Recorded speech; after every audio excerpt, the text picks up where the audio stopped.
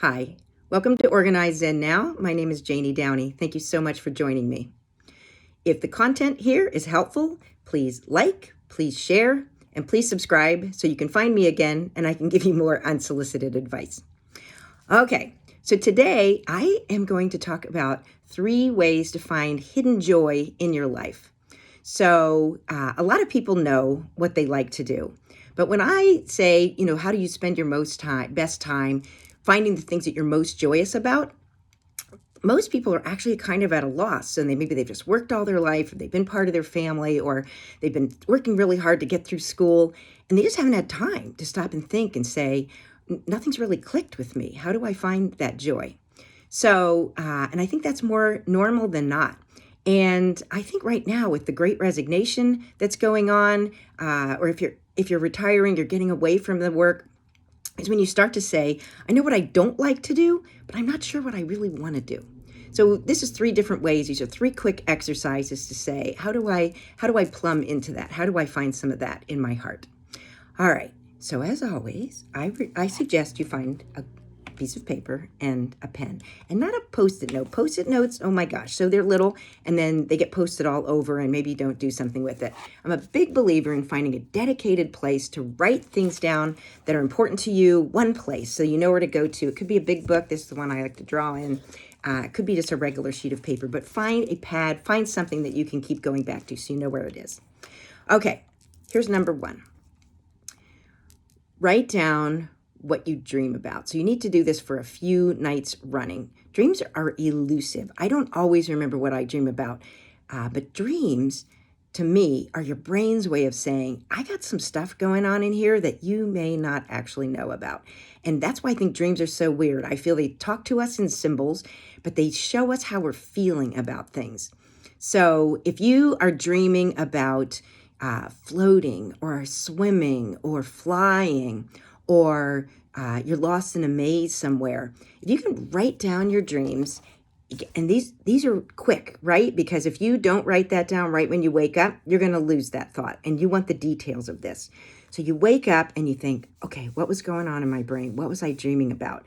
And just write. Don't edit. Just write, and it just will look like the weirdest stuff.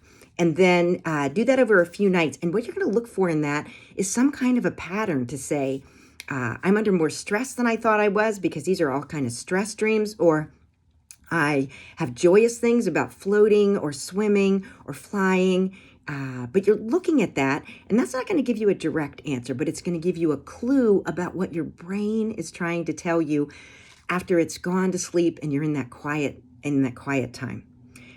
So that's number 1. That's a quick one, and then it's going to take some interpretation. So as always, I would say too, you finish that, you're going to have to stop and think. Not factual. How's that? What is this clue? What is this helping me with? Okay, number 2. This one's really fun. Write down everything that you are bad at. Now, this is a humbling exercise, because there could be all sorts of things that have happened to you in your life where people have said, you're not going to sing, are you? Or, oh, did you want to draw something there? Or you don't have enough talent to be a professional, whatever, photographer, artist, actor. It doesn't mean you don't have to do it. There's so many things that you can just do on your own, and they're joyous. So don't think, if I'm not paid for it, I don't have to do it, or it's not something that I can do.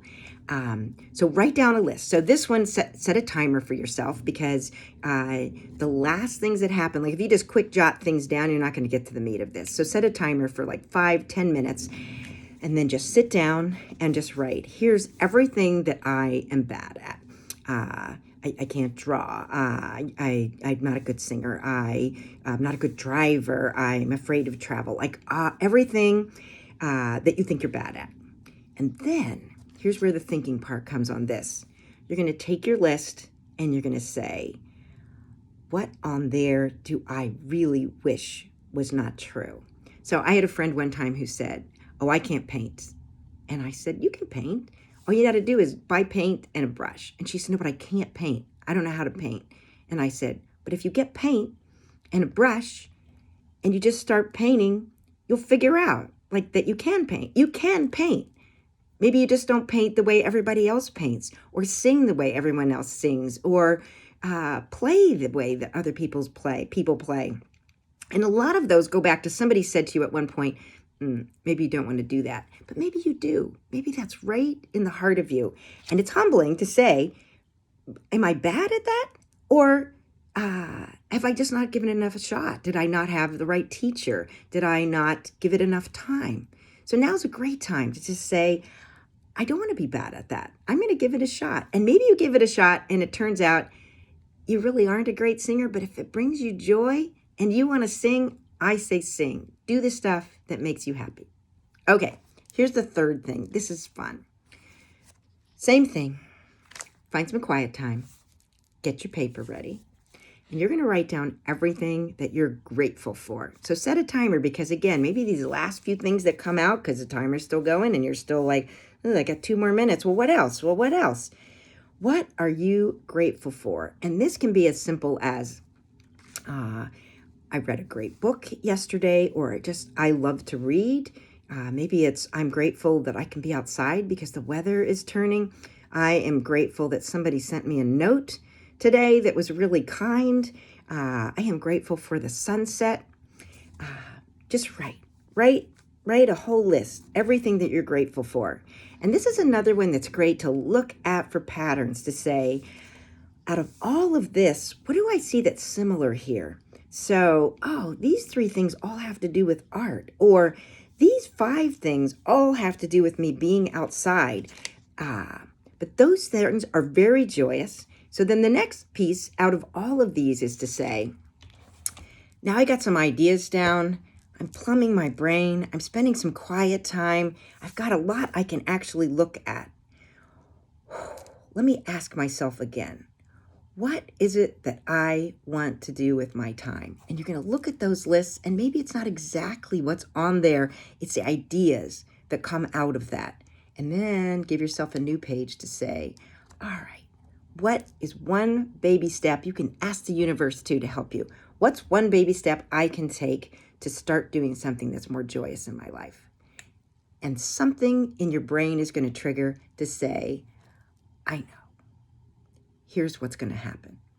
Then you'll feel your joy lift, you'll feel your energy lift, and you're going to be a more interesting person from this, because next time someone says, what do you like to do for fun, or what are you up to this weekend? And you say, I was going to watch TV, but instead I'm going to learn how to play the ukulele. Very fun. All right. I hope that's helpful. Please like, share, and subscribe because I want to see you here again. Thanks a lot. Bye.